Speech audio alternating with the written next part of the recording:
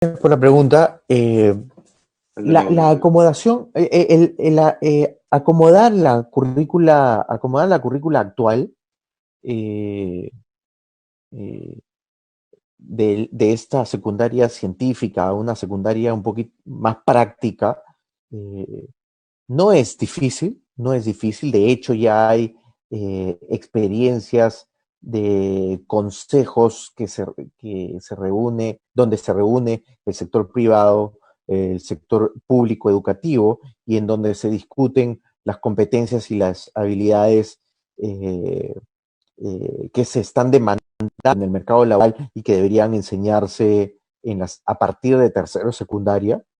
Eh, el tema, el tema es que no existan estos espacios, sino el tema es que qué tan rápido implementamos estas recomendaciones que el sector privado brinda a la currícula de la educación, sobre todo pública. Y aquí se requiere un trabajo intenso dentro del Ministerio de Educación para implementar este currícula enfocado en competencias y en habilidades, más que en cursos y conocimiento científico. Eh, y tienen que ser habilidades que sabemos que a los chicos que van a salir de la secundaria y no van a seguir estudiando, les va a ayudar. Estamos hablando pues de cursos de mecánica, cursos simples de mecánica, cursos de manejo de maquinaria pesada, de soldadura, eh, de servicios, de también servicios de turismo, de hotelería, cosas que además les enseñen pues a estos oficios fácilmente.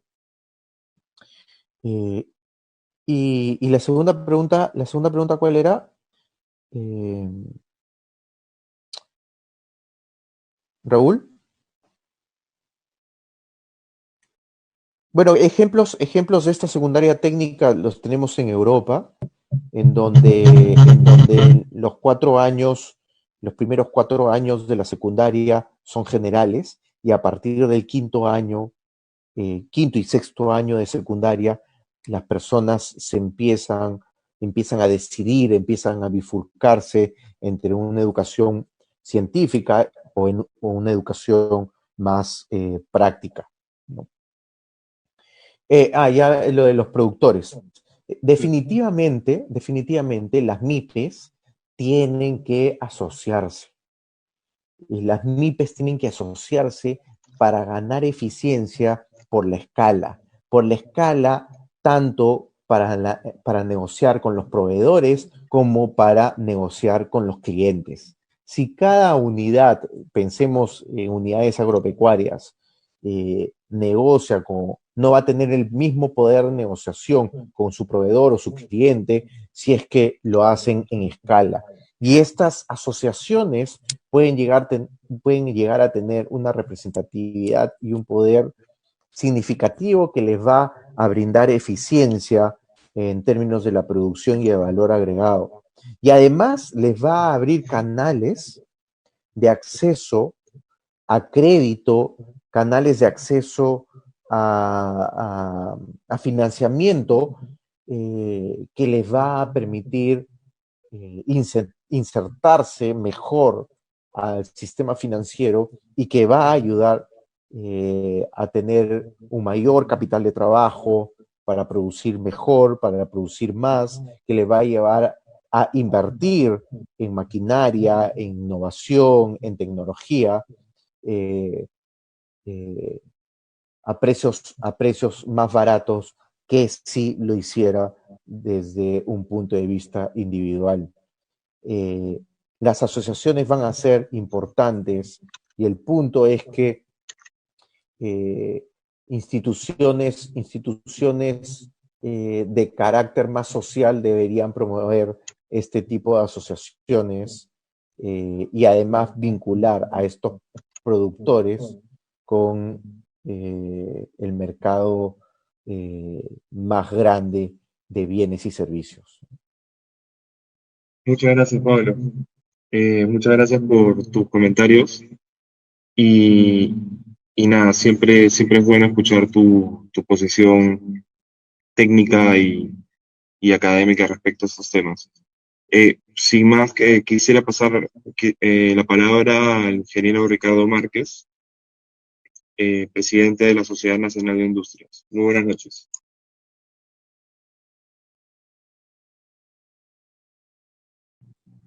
Buenas noches, buenas noches. Estimado César Combina, congresista de la Nación, estimado señor Raúl Labarte y colega Pablo Lavado. Muchas gracias, señoras y señores, por invitarme a este evento, que la verdad lo he aceptado porque nosotros en la Sociedad de Industrias vivimos apasionados con el tema de lo que es desarrollo y desarrollo a largo plazo, y eso significa capacitación. ¿Ok?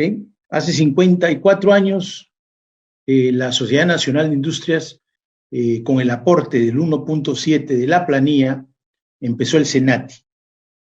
Y hoy el SENATI tiene 100.000 alumnos al año que hacen el sistema dual, que significa 3 días en la escuela SENATI y 2 días en la fábrica, y 300.000 alumnos al año, sí, pues, que hacen carreras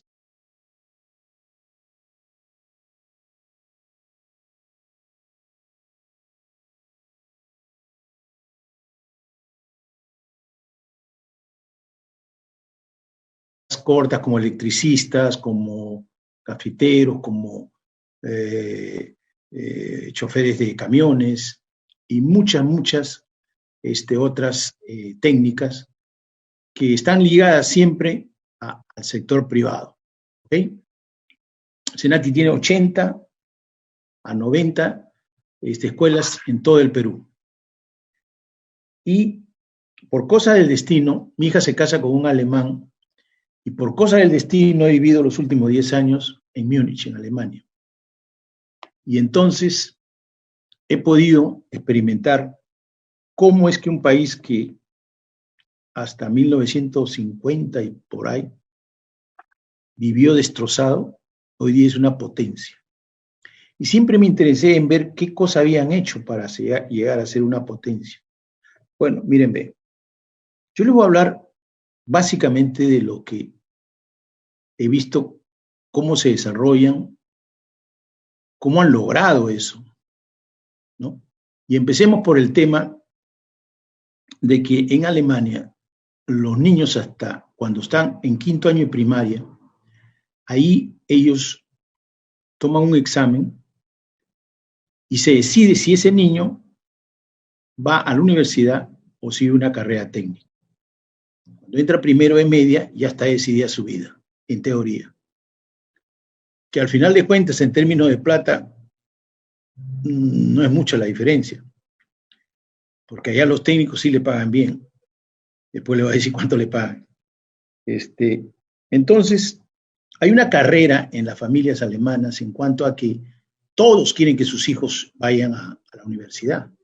Entonces, la educación en los 5 primeros años intervienen los padres de una manera, pero directa.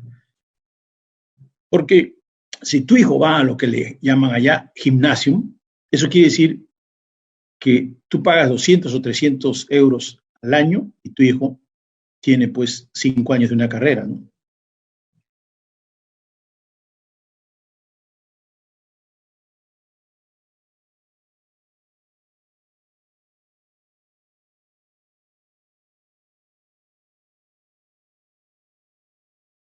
Y en el otro caso, va a una carrera técnica, donde, para que vean ustedes lo que le digo de lo que es una carrera técnica, y hasta me da vergüenza decirlo, el jardinero de mi hija, que vive bien porque se ha casado con un empresario allá de marketing digital, le cobran por arreglar el jardín 40.000 euros, ¿ok? O sea, ese es el nivel de técnicos que hay allá. O sea, son gente que realmente, cuando tú dices yo soy jardinero, ese señor es un paisajista y ese señor es un técnico.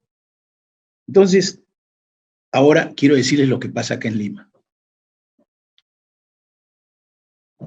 La señora que trabaja varios años conmigo, un día viene y me dice, don Ricardo, ¿por qué no lo metemos a mi hijo al Senati? Ah, ya, mételo, pues ya, no. En lo que es ascensores. Y está el otro, que también entró al Senati y es especialista en Audis y BMW, en lo que es arrancadores, ¿no? Entonces, son ejemplos claros de lo que es la capacitación técnica, ¿me entiendes? El problema es que verdaderamente aquí, como dice Pablo, el 30% se presenta a las universidades y solo entra el 15%, y el 60% va. ¿Y cuál es el drama? El drama es que 8.300.000 jóvenes no terminan secundaria. 8.300.000 no han terminado secundaria, jóvenes, ¿eh? Y esto me lo dio la ministra de Educación, ¿ok? Y eso sí es grave, porque esa es nuestra realidad.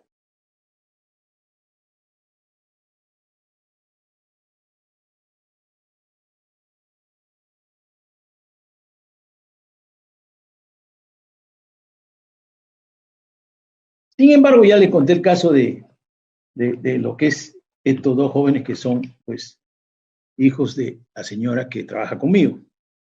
¿Y qué es lo que yo he visto? Yo lo que he visto que aquí lo que nosotros necesitamos es que haya más capacitación técnica. La capacitación técnica en Alemania es fundamental, pero la capacitación técnica, como dice Pablo, la da las cámaras de comercio de todos los distritos y de todas las regiones. Es decir, el gobierno no hace nada en cuanto a educación técnica si es que no consulta con las cámaras de comercio. Es evidente que allá las cámaras de comercio son obligatorios los negocios estar en las cámaras de comercio. No es como acá. Acá hay varios gremios y no tienes ninguna obligación. Entonces, en Alemania sí son. Si es un negocio, tienes que estar en una cámara de tu región. Y ellos dicen qué tipo de carrera necesitan. Y así funcionan hace más de 100 años. ¿Ok? Eso es así normal. Pero ahí hay una de las cosas que en los años yo aprendí cuando he seguido yendo otra vez a Berlín, porque déjenme decirles que la Sociedad de Industrias de Perú y la Sociedad de Industrias de Alemania tenemos un convenio que, por cierto, de acá a 12 días van a participar el presidente de la Sociedad Nacional de Alemania en un speech de Berlín. ¿Qué es lo que yo he visto? Acá dicen, pueden entrar en secundaria. Ok. Ya, entran pues, entra ya. Entra. Entonces, ¿qué aprendes? Aprendes, vamos a ver, aprendes una carrera, supongamos motores, ¿ok? Y entonces, teóricamente, tiene que haber los motores para que te enseñen, no te van a enseñar nada más que en el papel. Pero ¿qué sucede? Ese tipo de carro, como va la cosa, 5 años después ya no sirve, porque te están enseñando algo que ya pasó. Simplemente así es. ¿Y qué? Los institutos tecnológicos son públicos privados. ¿En qué sentido? En el sentido que tú no necesitas que lo haga el Estado. Lo puede hacer una buena institución como Senati, o lo puede hacer TechSoup, Sensico, u otra. Pero ¿qué sucede? Las carreras y el mercado va cambiando, de tal manera de que el sector privado sí va a enseñarles a los chicos lo que ya cambió. ¿Ok? Hoy, con todo lo que hemos hablado de tecnología, la tecnología cambia en 1 año, 2 años.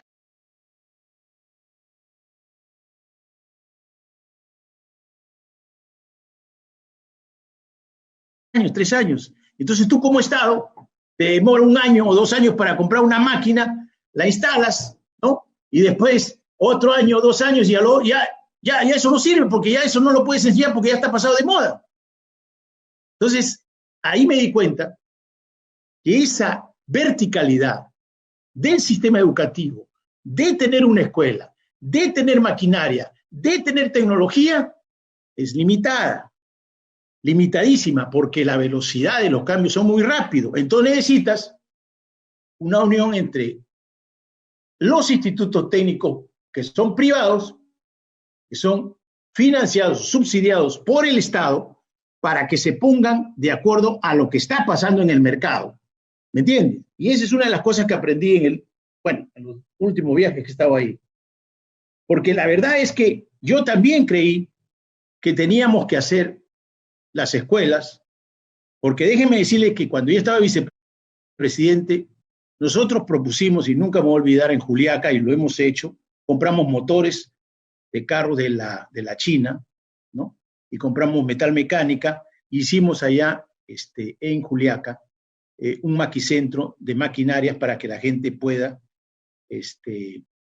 aprender, porque en Juliaca una de las cosas es que eran pues metal mecánico y los mototaxis y todo esto, y nosotros dijimos, esto de acá va a funcionar, y bueno, funcionó, pero ya han pasado pues 20 años, eso no sirve, punto, se acabó, ¿me entiendes?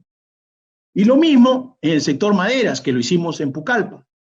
Entonces, el mundo va cambiando y tú necesitas adaptarte, y cuando estás dando tú la carrera técnica, hay limitaciones, especialmente con la realidad de un Estado en el cual para tomar decisiones se demora mucho, y cuando ya tomó, ya se pasó de moda todo, ¿no? Ya tienes que ir a otra cosa.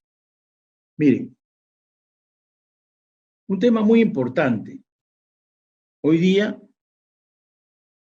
los 80 senatis que tenemos, me voy a Jaén y me invitaron a una feria sobre café, y entonces empiezo a hablar con el gobernador, con el alcalde, y le digo, ¿y ustedes qué? Acá hay senatis, sí. ¿Y qué cosa enseñan acá? Bueno, Ricardo, me dicen confección, calzado. Pero a la misma vez le había escuchado que habían 80.000 agricultores pequeños de café.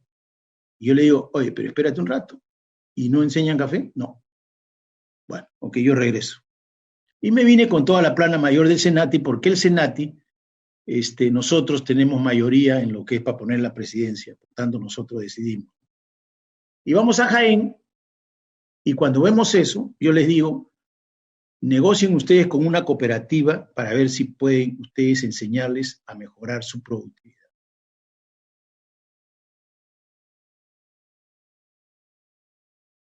Yo regreso al mediodía y le digo, ¿y qué pasó? Ya, Ricardo, esta cooperativa vende 90 millones de dólares. Cooperativa de café. ¿Okay? 90 millones de dólares. No es tan cooperativa, es una gran empresa, ¿me entiendes? En Jaén. Y lo que hemos decidido es que vamos a comprar un terreno para hacer el primer Senati agrario aquí en Jaén. ¿Ok? Entonces, eso es lo que tenemos que hacer, porque cuando nosotros hablamos de un Senati agrario, estamos hablando de una falla de mercado. En el Perú no hay Senati agrario, ¿ok?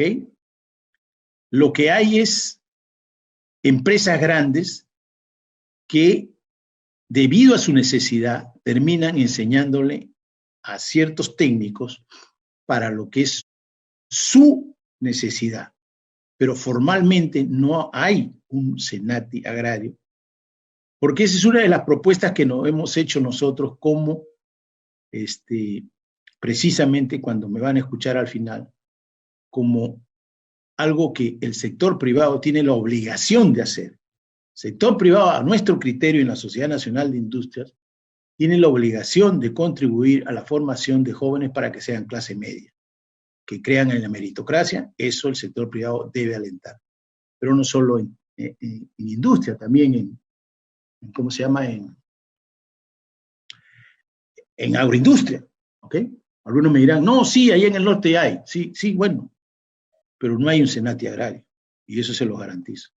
Y eso va a ser un problemón cuando yo lo lance en público, porque van a decir, oye, ¿por qué hablas tú así?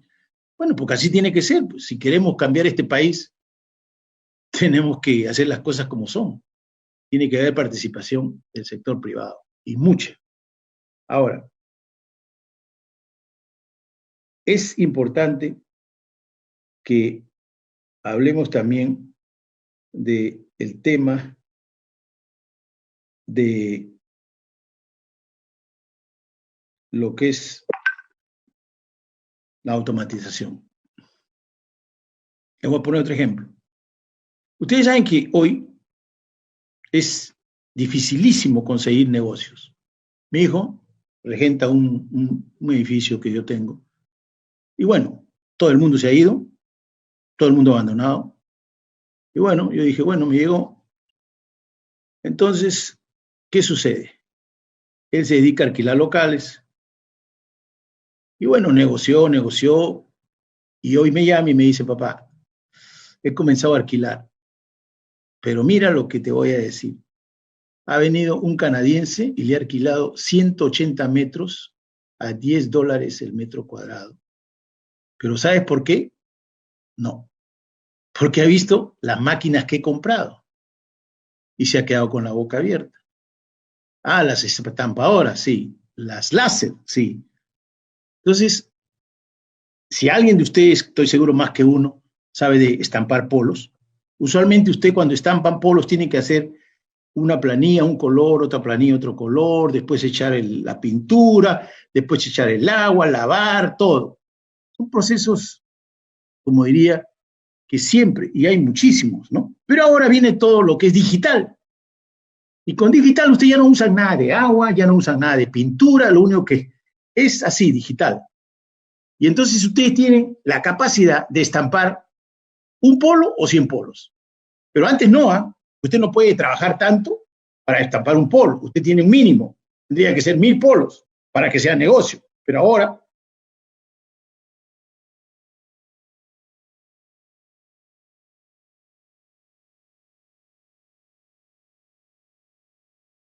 con la nueva tecnología, ustedes sí pueden estampar un polo precioso y nada más que uno. Todo es computación. Entonces, ¿qué sucede? Es correcto lo que dice Pablo. Quien no entra a la tecnología y a la era digital se va a quedar sin trabajo. Eso es normalazo. Ahí no hay ni vuelta que darle. No hay nada que hacer. Y este señor y otro señor también quieren que le dé servicio. ¿Me entiendes? Entonces, miren, ve. Hay una cosa que es que yo les he querido hablar de las cosas que están pasando ya. Porque una cosa es que ustedes pueden estudiar, otra cosa es que te pase.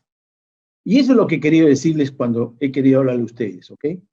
De que no solo la automatización, sino el constante capacitación personal, ¿me entiende? El constante capacitación laboral en su vida es algo que ustedes tienen que hacer. No se trata de estudiar nada más que una carrera. Cuando sales afuera, tienes que buscar cómo adaptarte, ¿no? Especialmente en un país como el nuestro, donde la mayoría de jóvenes no están bien preparados para entrar a la universidad, ¿ok? Y necesitan ir a una carrera técnica. Y el país necesita, para ese 60% de jóvenes que no van a la universidad, carrera técnica. Aquí nosotros calculamos arriba, hoy día debe haber más o menos en carreras técnicas al año unos 700,000 jóvenes, pero necesitamos el doble para empezar, porque de esa manera nosotros le damos trabajo a los jóvenes, ¿no? Y esos jóvenes son los que hoy son pues los chicos que pueden hacer trabajos de electricidad o trabajos de carpintería y todos estos temas con los cuales, o ya de ahí hacer como los hijos de Aleja, que pueden irse a Suecia a aprender lo que es el ascensor o trabajar en una de estas firmas como Audi del otro chico. Entonces son cosas que, ¿por qué he venido para decirles? Porque a mí me molestó mucho y me molesta mucho que la OSD, ¿ya? diga de que para salir de la pobreza se demoran 10 generaciones. Y yo le digo a ustedes, y se los digo de experiencia propia, no se necesitan 10 generaciones para salir de la pobreza. Se necesita una o dos. Y una tiene que hacer el trabajo duro. Y la otra también, no tan duro, ¿no? Pero no necesitas más. Si ustedes que han venido a escuchar, que están queriendo que se capacitar, sigan en ese camino, o sea, en la meritocracia, yo sí creo en eso, ¿ok? El que más estudia, el que es machancón, el que más horas trabaja, el que ahorra, el que estudia y busca una oportunidad, sale, ¿no? Y la capacitación técnica, no me cabe la menor duda de que es la salida para un 60% de jóvenes que en el Perú no ingresan a la universidad. Y la pena que me da, y ahora sí voy a hablar, dirigirme a César, es que vaya a ver pues ese tema del Ministerio de Educación, porque en verdad me invitaron un día y había unas señoras pues ahí que toda su vida están 20 años ahí, y yo la verdad no sé, estaban todos los departamentos, y no sé para qué le hablan tanto de la universidad si estos chicos no van a entrar a la universidad. Así que estamos hablando acá, o sea, simplemente no es así, ¿no? Las cifras lo dicen. Y que me diga a mí la señora esta ministra que ya no está diciendo que no han terminado secundaria, oye, algo tenemos que hacer, ¿no? Y por eso es que les agradezco honestamente que me hayan invitado, y cuando quieran podemos seguir conversando con el mayor de los gustos, y le agradezco a ustedes que pues tengo que ir a ver otro tema, aunque no crean, de minería. Muchísimas gracias. Muchas gracias.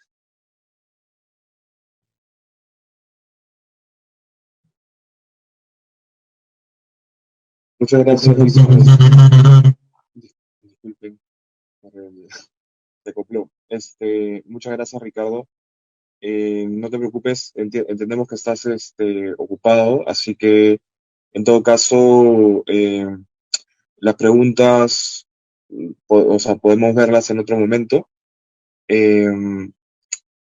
Muchas gracias por tu participación y nada, voy a dar pase Ok, a nuestro tercer ponente, Martín ok. Romero Pacheco. Muy Muchas buenas gracias. noches. Gracias.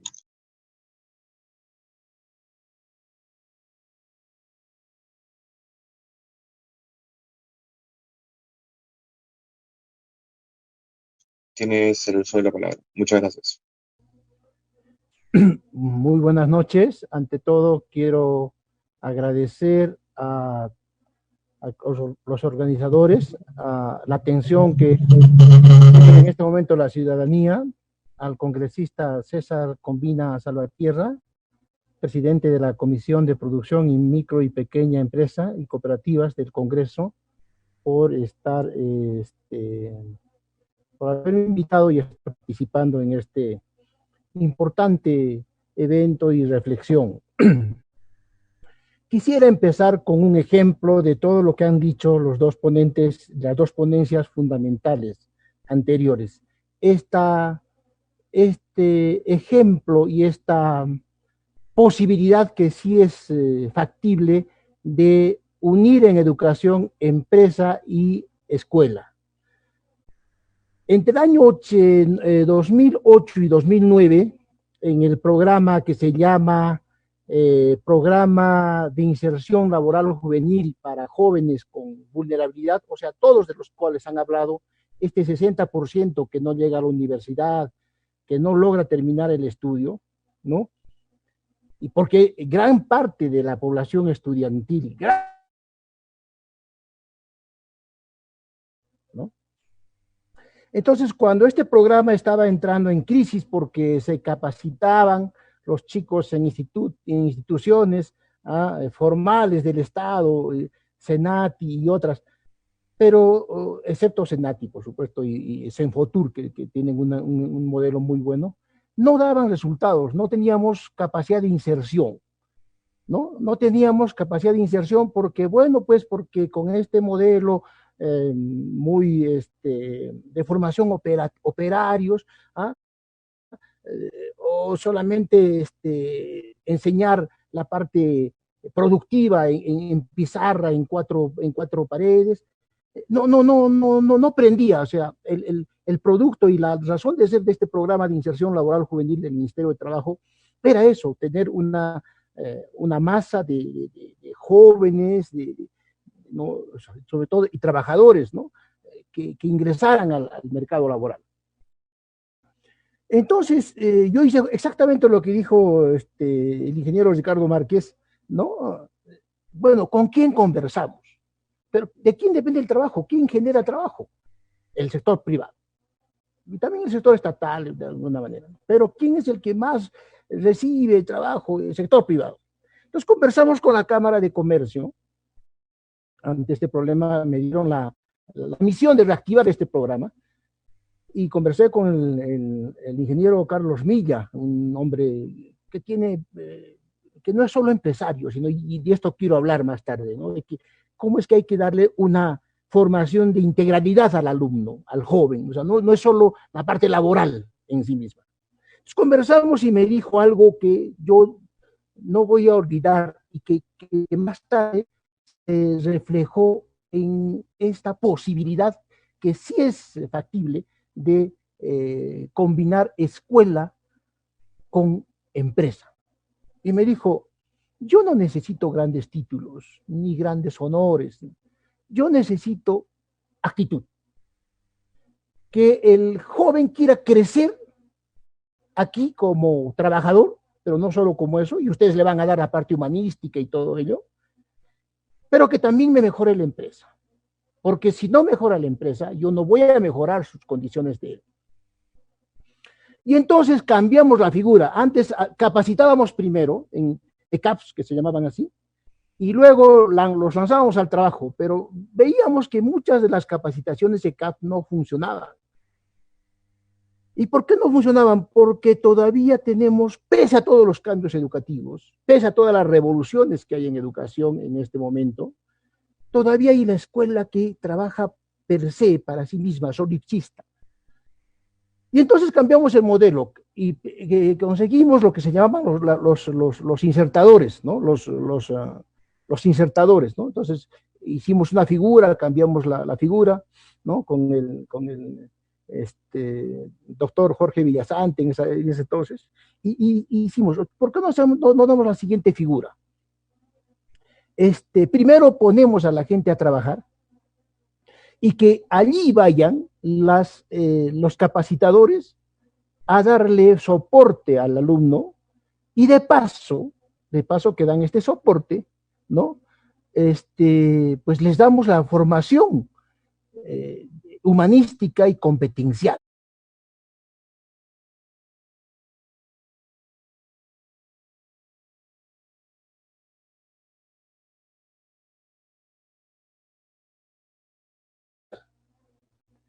Perfecto, entonces no solo trabajamos con Senati, que tiene un buen modelo, Senfotur, que tiene otro modelo, y los Didascalio, que en ese entonces en Cusco, estoy hablando de la experiencia en Cusco, y también en el Perú se replicó. Entonces comenzaron a tener productividad. Las empresas comenzaron a tener la visión de que podían mejorar teniendo presentes a los capacitadores allí.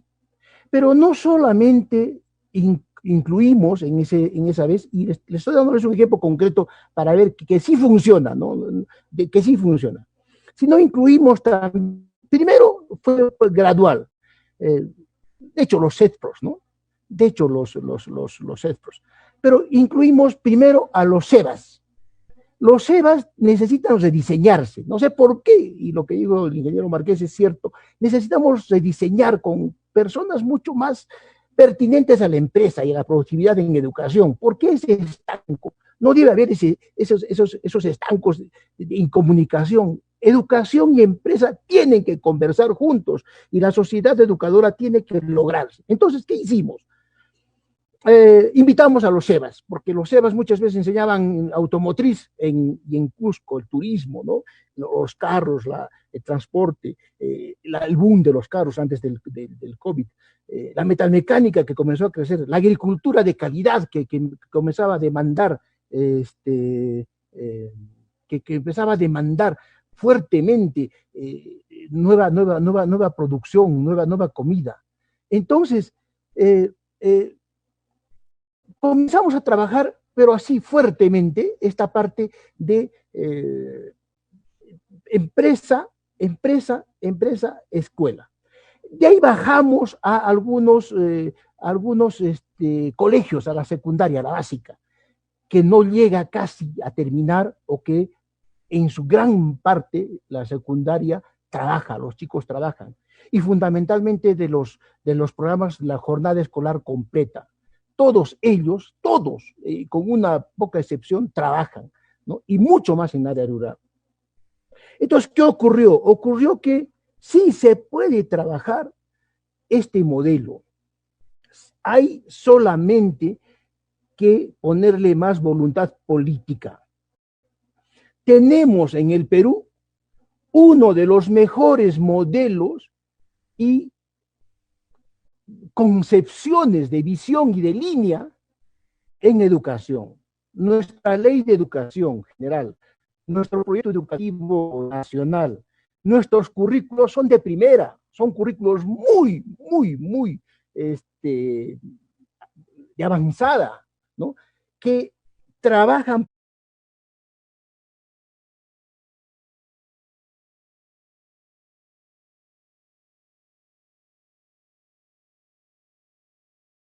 por competencias, ¿no? Se están haciendo mejoras, pero hay algo que está faltando en todo ello. Se sigue concibiendo la educación solamente como un asunto de escuela. Se sigue viendo al empresario como algo ajeno, distinto, que no debe entrar en educación con ese recelo.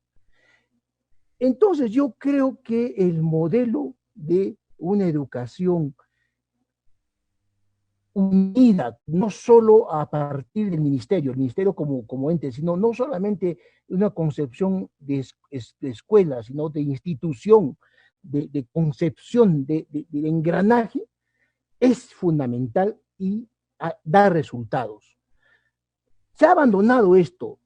Las últimas disposiciones no están tomando en cuenta toda esta riqueza que tiene, estos marcos normativos, estas visiones que tiene la educación. Pero a lo que dijo Pablo Labarte y Ricardo Márquez, se tiene que trabajar no solo en la parte, cuando trabajamos, y esto estoy sacando de mi experiencia, no solo en la parte operativa, ¿no? Operaria. Como los trabajos hoy perecen rápidamente por este aceleramiento histórico, con este aceleramiento de las cosas que se dan, mucho más hoy que vamos a tener ya momentos de crisis de aquí en adelante, se tiene que trabajar en la integralidad. Lo que hacíamos nosotros en los talleres de metalmecánica, en los restaurantes de turismo o con los operadores que arreglaban carros de turismo, transporte turístico, ¿qué hacíamos? Los formábamos en el trabajo como una oportunidad, el trabajo y el espacio del trabajo como unas condiciones fundamentales de lograr competencias integrales. Desde el trabajo y desde lo que hacía, enseñábamos física. La física de la cinemática. Enseñábamos química. Las combinaciones, cómo funciona la electricidad, con los productos químicos de las baterías. Enseñábamos relaciones y desarrollo personal. Enseñábamos ciudadanía, porque trabajábamos a la par con el Ministerio de Trabajo, y aquí yo quiero reconocer en este campo el trabajo de la Universidad Andina, que nos ayudaba con la rectora Gloria Charca Puente de la Vega, que nos daba tips de la parte laboral y política. Vale decir que hicimos del trabajo, hicimos del espacio, de la oportunidad del trabajo, una ocasión, una oportunidad, un pivote para desarrollarlos humanísticamente.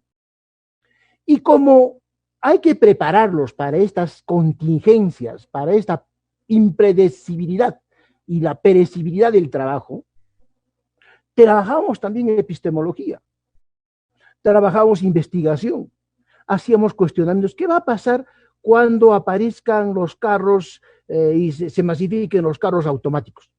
¿Qué va a pasar cuando la velocidad, la tracción, ¿qué tienes que hacer? Ah, profesor, tenemos que aprender computación. Ya, y solamente aprender computación o también programar. Ah, bueno, hay que programar. ¿Y qué necesitas para programar? Conocer matemática binaria. ¿Qué necesitas para eso? Ah, ya, conocer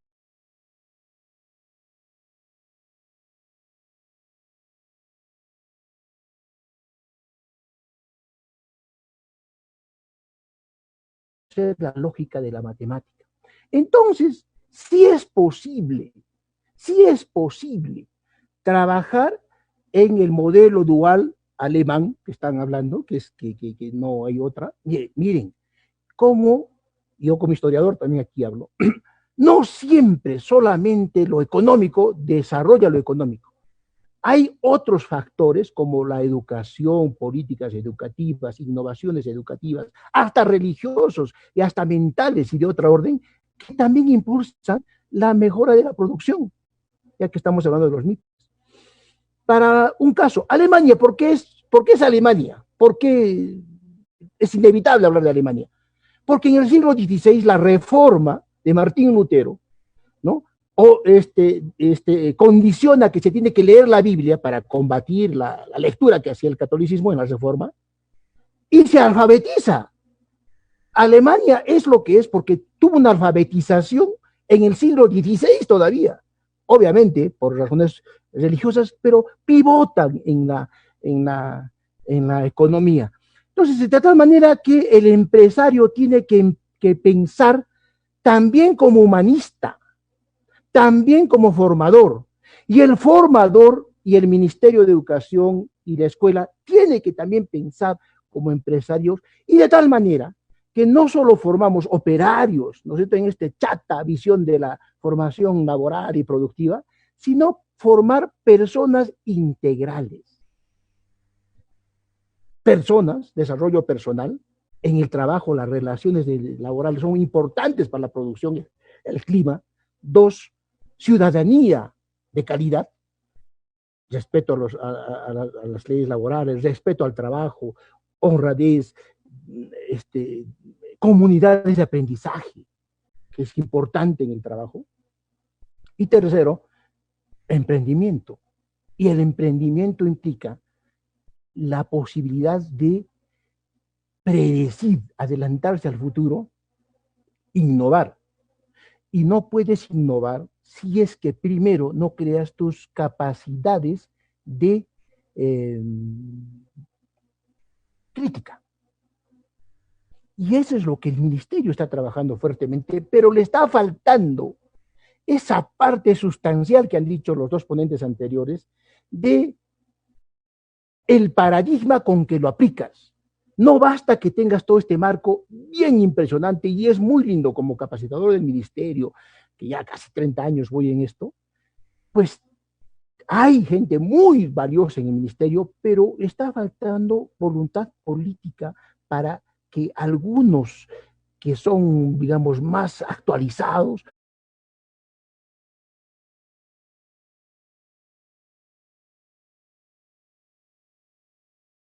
tomen las riendas, ¿no? Hay gente muy valiosa en el ministerio, gente respetable y honorable, que no está logrando entrar en este paradigma de la conversación con la empresa. Y de otro lado, la empresa sigue viendo al profesor solo como profesorcito, como la educación, que es la instrucción. Y también la empresa, ¿no?, salvo excepciones, por supuesto, la gran cantidad no está viendo el papel que le toca jugar como formador de estas macro habilidades que se llaman competencias. Entonces, de tal manera que sí es posible sí es posible formar, pero esto es un proceso.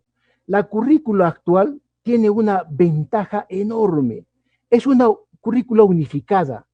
Hemos dado un salto enorme de las currículas pequeñitas, estancos, desconectadas, a una currícula que tiene una sola competencia, ¿no es cierto? Formar personas con perdón, creo que me he desconectado. Hasta este es el esquema que estoy proponiendo. Una educación ya no solamente para el trabajo, sino en el trabajo, como un proceso. Entonces, eso que estaba diciendo, la unidad que tiene la educación, la unidad que tiene hoy la educación, nos permite formarlos desde niños hasta el intermedio y superior. Ahora ya existe el COAR, ¿no es cierto?, como una especie de bachillerato internacional, en una sola línea, pero viendo cada uno su gradualidad. Entonces, esa es una ventaja que tiene a nivel de propuesta, a nivel de macro, ¿no es cierto?, esta propuesta de educación en el trabajo, ya no para el trabajo, no solo para el trabajo, sino una educación en el trabajo, pero no necesariamente que el alumno tiene que vivir pues en la empresa, sino pueden haber modalidades, ¿no?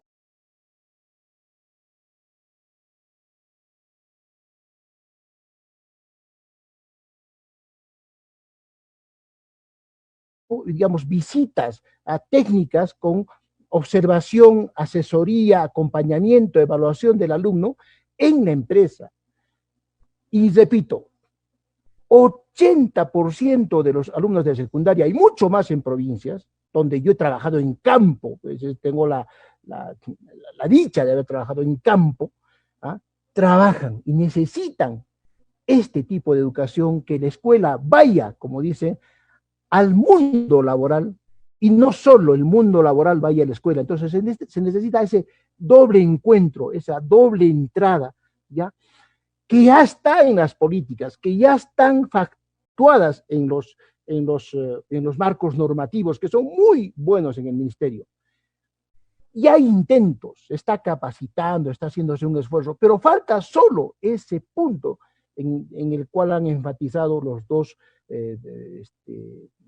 personalidades que están más en el mundo económico y también de la formación de economistas y de empresarios, ¿no? Entonces, esa sería mi participación. En conclusión, decir que necesitamos dar ese salto, y si es posible, ya no hablemos ya de los grandes problemas que tenemos, los grandes macros de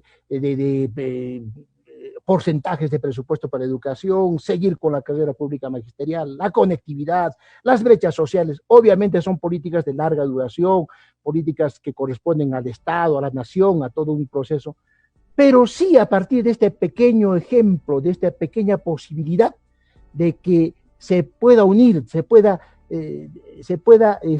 tener esta voluntad, esta actitud, este direccionamiento, este cambio de algo tan concreto como esta vinculación empresa-educación, sí se podría empezar grandes cambios, no solo en la educación, que ya de por sí va a cambiar, sino también esto potenciaría las MIPES, potenciaría la productividad y mejoraría nuestras condiciones económicas. Hasta aquí mi participación y gracias de nuevo.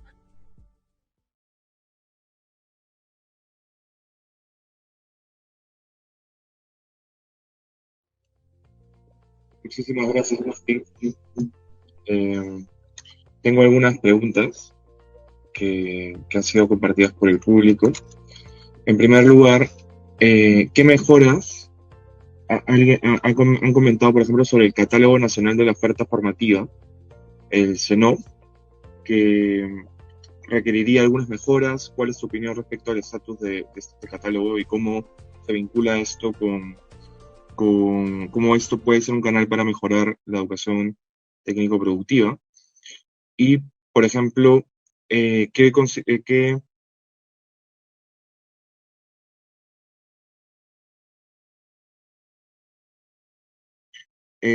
rol tiene, por ejemplo, no solamente la educación en términos de conocimientos y habilidades, sino en términos de actitud y digamos, o sea, ¿cómo, dónde entra en la ecuación la actitud en la educación técnico-productiva, ¿no? Porque hay mucho sobre capacidades, sobre conocimientos, pero cómo es que la actitud puede multiplicar estos conocimientos y habilidades generando un aumento de productividad que también es fundamental para las MIPES, ¿no?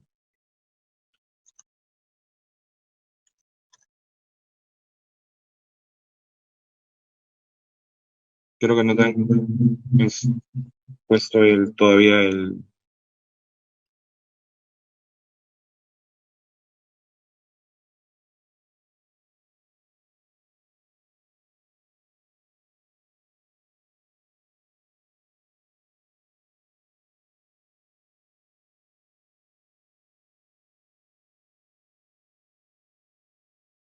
Ya, estaba cancelado mi micrófono. El problema no es solo el asunto del catálogo. No va a funcionar ningún catálogo si es que tú no te contextualizas. En el Cusco se necesita diferentes tipos de sesgos que le das al catálogo. Por ejemplo, no basta con la cocina novoandina, pues ya te ponen en el catálogo cocina novoandina, ¿no? Y tales productos. Pero de pronto descubres que, digamos, poniéndole la muña o poniéndole otra salsa, ¿no? Generas más trabajo y generas una demanda. No solo necesitas un catálogo que te diga, bueno, necesitamos la industria metalmecánica o siderúrgica para Cusco, por ejemplo. Cusco no daría. Lo que está faltando es una conexión de la escuela con el contexto. Y en ese aspecto, todo lo que se llama la diversificación y la concreción curricular requiere de la participación de la industria, que vaya a la escuela y diga, necesitamos, sí, cultura novandina, pero en estos campos y en estos terrenos. Necesitamos tal tipo de queso, tal tipo de comida, ¿ah? Tal tipo de metalmecánica que se está haciendo para las construcciones nuevas de los hoteles comunales, por decirte, ¿no? Entonces, más que el catálogo, es cómo este catálogo funciona en la realidad con el empresariado. Y respecto de la actitud, es una cosa fundamental. Se necesita generar un espíritu de emprendimiento a partir de las propias condiciones y las propias capacidades que tenga el joven allí.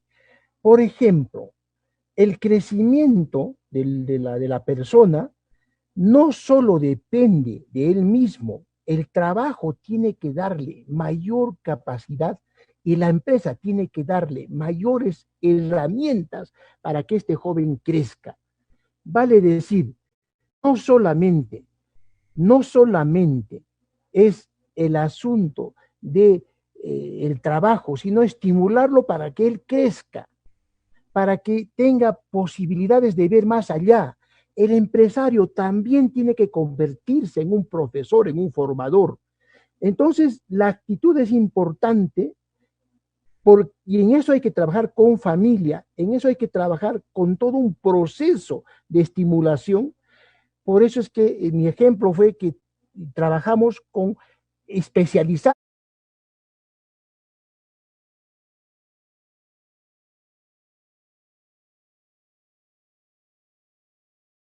a psicólogos incluso de trabajo, porque no bastaba el psicólogo solamente de actitud, necesitábamos psicólogos de trabajo, o sea, gente que pudiera darle un proyecto de vida al alumno. Entonces, es importante esto, es posible hacerlo, más que el catálogo, yo digo que es un conocimiento con el empresario de la mano de la realidad que necesita concretamente, y eso solo te va a dar la realidad, no te va a dar un proyecto educativo institucional, un análisis de contexto solo teórico. Y lo otro, la actitud, es un asunto también de oportunidades. ¿Qué actitud es la que tiene más perseverancia? La que viene del estímulo de la empresa. Entonces son dos aspectos que hay que trabajar fuertemente y sí se puede entonces fusionar escuela y empresa y trabajo.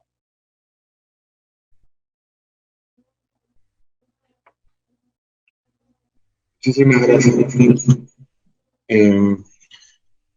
Eh, bueno, con esto doy la palabra a quien ha hecho todo esto posible, que es al presidente de la Comisión de Producción y MIPES, en cooperativas, que es el congresista César Combina, a quien le doy la palabra en este momento.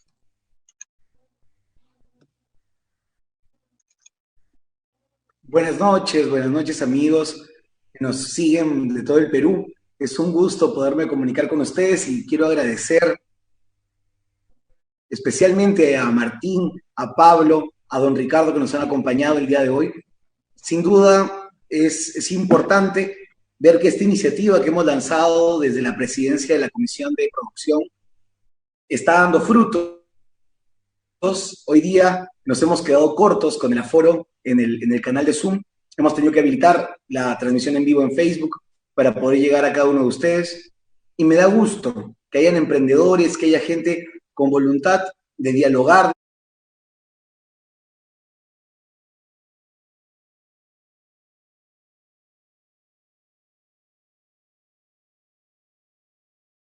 de participar, de aprender, de mostrar también su conocimiento para la reactivación económica del Perú, que es la reactivación de las familias. Ese es el gran mensaje que tenemos que tener claro el día de hoy. Pensar en reactivación económica no debe ser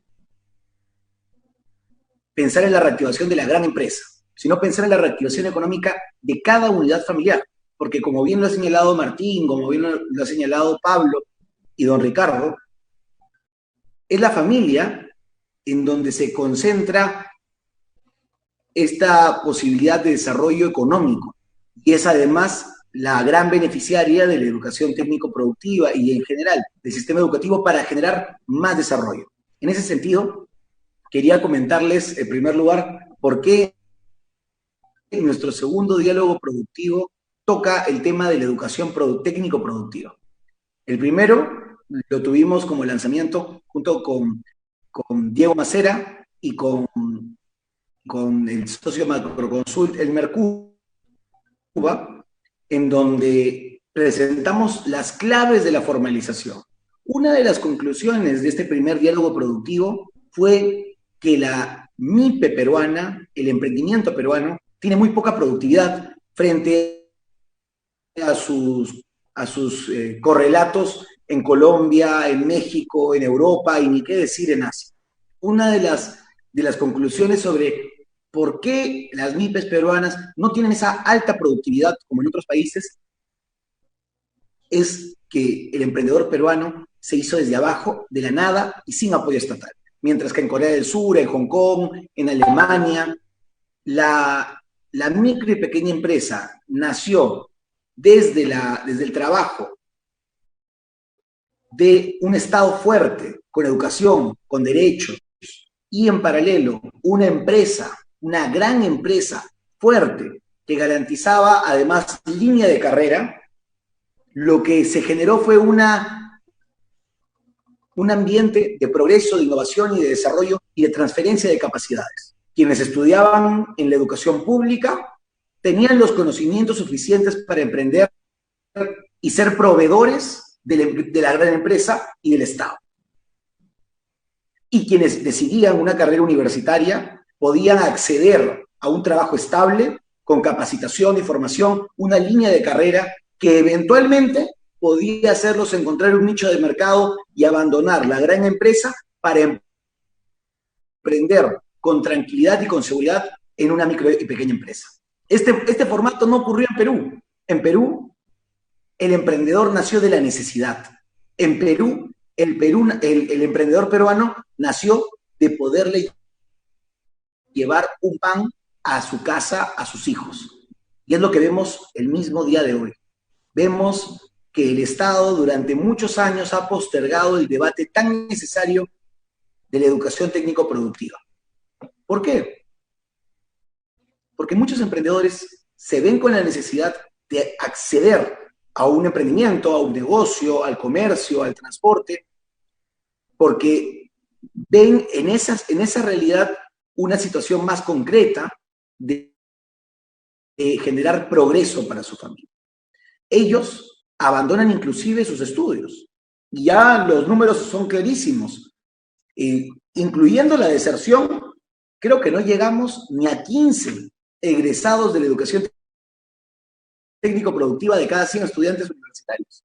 Y eso es porque la realidad y la necesidad de nuestro país es más fuerte que lo que las leyes dicen.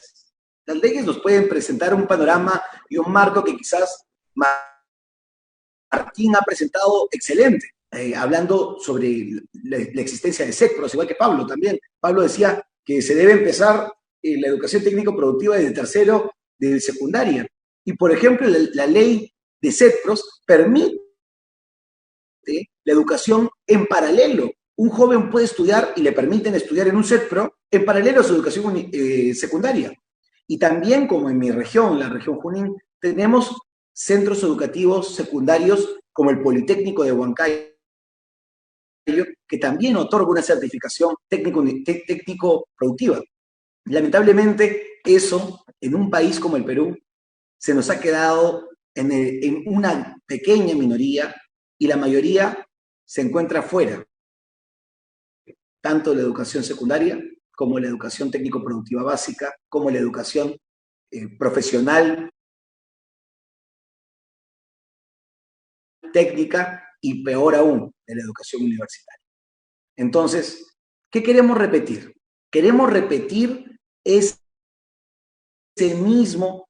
misma historia de discriminación, en donde al emprendedor se le dice, sí, pues es un ambulante, es un comerciante, es un microempresario, o queremos pasar a un bicentenario en donde reconozcamos por primera vez en la historia que el emprendedor peruano representa el 90% de la economía, que representa la mayor generación de empleo, que representa, como se lo he escuchado muchas veces a don Ricardo Márquez, la mayor tributación y además que representa la gran oportunidad de lo que decía Basadre, el sueño peruano, el sueño de la peruanidad.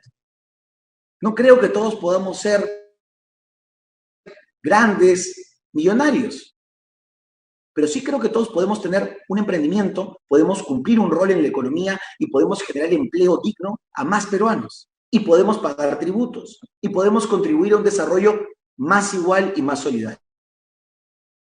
En ese sentido, creo que el día de hoy este diálogo con personalidades desde la academia, desde la empresa y también desde la realidad de la educación nos permite entender que este panorama es más complejo de lo que pensamos, que no solo es dar una norma, que con una norma no se cambian las cosas, que también se requiere, y lo señalaba Martín, lo señalaba Pablo, lo señalaba don Ricardo, un diálogo público-privado para sincerarnos, para hablar de verdad.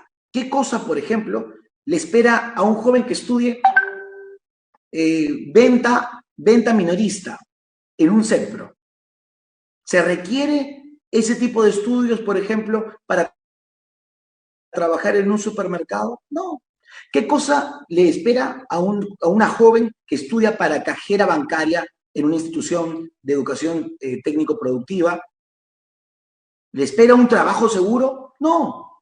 Pero tenemos que decirle, a partir del Bicentenario, que la empresa se compromete a tener ese espacio para que estos jóvenes que estudian una carrera técnico-productiva se incluyan a la gran, mediana, pequeña y microempresa.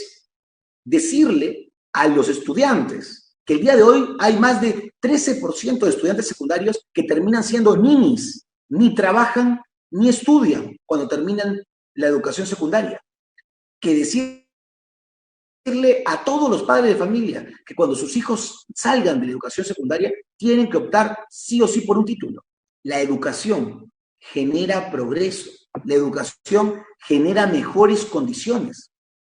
Y no solamente hablamos de esto como un cliché. Yo escuchaba muy atentamente la exposición de Martín y la exposición del resto de ponentes y decía, ¿cuánta razón hay en la necesidad de educar, de invertir en lo más importante que tiene un pueblo. Lo más importante que tiene un pueblo no es su infraestructura física, no es sus parques bellos, no es inclusive los edificios tan importantes que se requieren.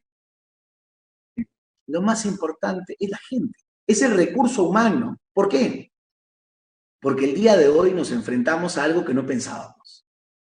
Hasta hace meses, seguro muchos de ustedes habrían pensado que este discurso, que esta situación sería cliché. Todos dicen lo mismo, porque sí, es importante invertir en la educación, pero ¿para qué?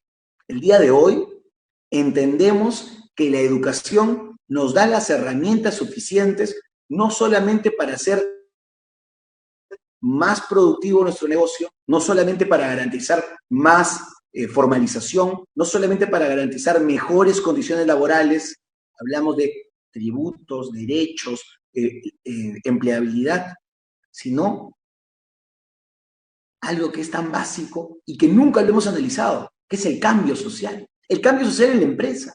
El día de hoy las empresas se tienen que reinventar. Y yo veo todos los días, y ustedes ven todos los días la televisión, y se dan cuenta cómo una cevichería pasó a ser un puesto de venta de pescados. Pasamos de una cafetería San Antonio, una cafetería muy renombrada, a una bodega San Antonio. Pasamos de una gran venta presencial, como el conglomerado de Gamarra, hacia el gran emporio virtual.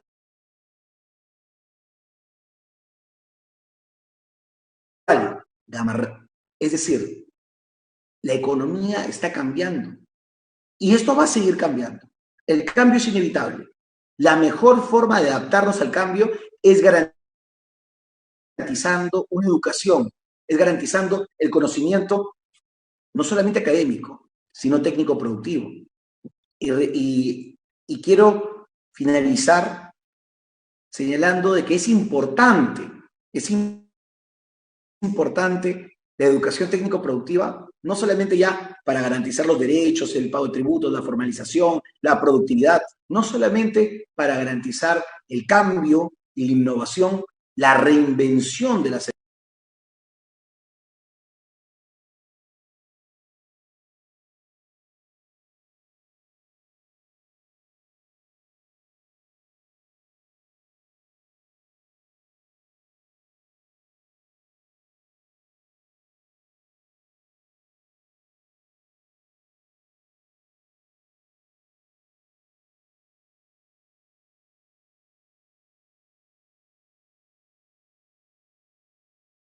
en la historia peruana, sino la más grande. Generando inclusive, hay proyecciones de más de 4 millones de desempleados. Y es allí donde la educación va a ser este gran elemento igualador de oportunidades. Porque vamos a apostar, porque va a ocurrir, después del COVID va a ocurrir que se va a aumentar la automatización, como señalaba Pablo, como señalaba Martín y don Ricardo. Se va a requerir que los trabajadores no solamente aprieten un botón, sino que además tengan más habilidades sociales. La forma de cómo habríamos hecho esta conferencia en otro momento, para poder conversar con los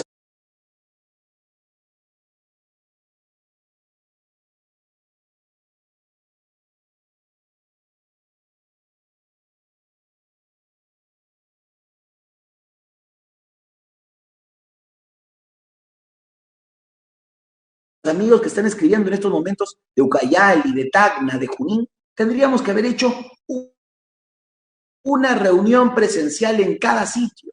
El día de hoy, y yo les pido disculpas, porque hemos empezado un poco tarde, porque quizás hemos tenido algunos problemas de organización, es porque nadie se imaginaba que la organización de eventos virtual iba a ser ahora una nueva habilidad. De igual forma, las habilidades sociales van a cambiar. Ya no nos va a servir necesariamente una presencialidad. Se le va a tener que enseñar a la gente cómo hablar por teléfono, cómo escribir un correo, cómo hacer una firma digital. Todos nuestros documentos el día de hoy en el Parlamento funcionan con firma digital. Y todo eso es un proceso de capacitación gradual. finalmente las habilidades tecnológicas. El día de hoy yo tuve la oportunidad de reunirme con diversos grupos, después de nuestra comisión de producción, una reunión con diversos grupos vinculados al comercio electrónico.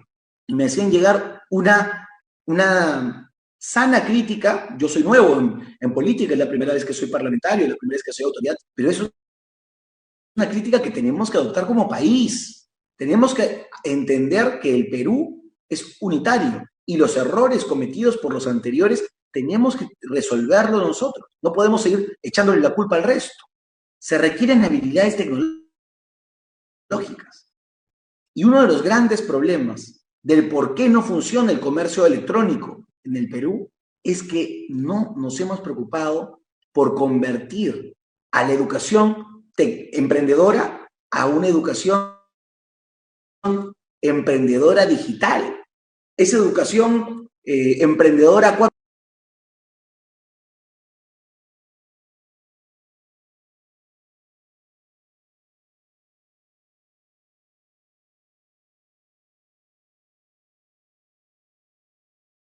utilizando de maravilla, pero no son la mayoría.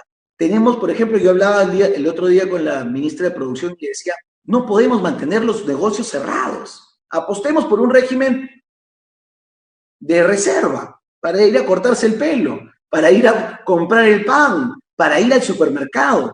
Si las herramientas digitales nos lo permiten, Google y Facebook te pueden decir en tiempo real cuánto es el aforo aproximado de un centro comercial, de una tienda, de una zona.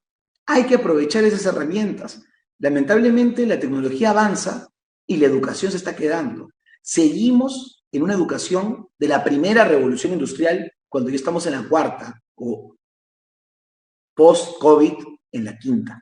Entonces, amigos, este es un diálogo que yo he seguido con mucha atención, pero que no quiero que solo queden diálogos, porque eso es lo que caracteriza a nuestra comisión.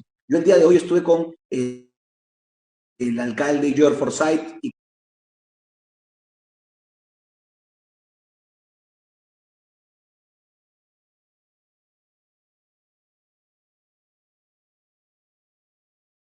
con el presidente del AMPE, el alcalde de La Molina, Álvaro Paz de la Barra, y le decía, la Comisión de Producción del Congreso dejó de ser esa típica comisión de debate parlamentario, de insulto, de maltrato, para pasar a ser una comisión productiva, que escuche, que sepa que hay gente como Martín, como Pablo, como don Ricardo, que son especialistas en su tema y que tenemos no solo el derecho, sino el deber de escuchar. Zapatero a su zapato. Y me ha encantado participar como oyente de esta sesión de diálogos productivos. Quiero agradecer nuevamente a Martín Romero, a don Ricardo Márquez, a Pablo Lavado y a cada uno de ustedes. Sé que se van a quedar, como siempre, muchas preguntas en el tintero, pero creo que todos los miércoles tenemos esta oportunidad para escuchar voces diversas, para entender de que la única solución a los problemas reales de la gente la tenemos que hacer juntos en un diálogo que no incluya ningún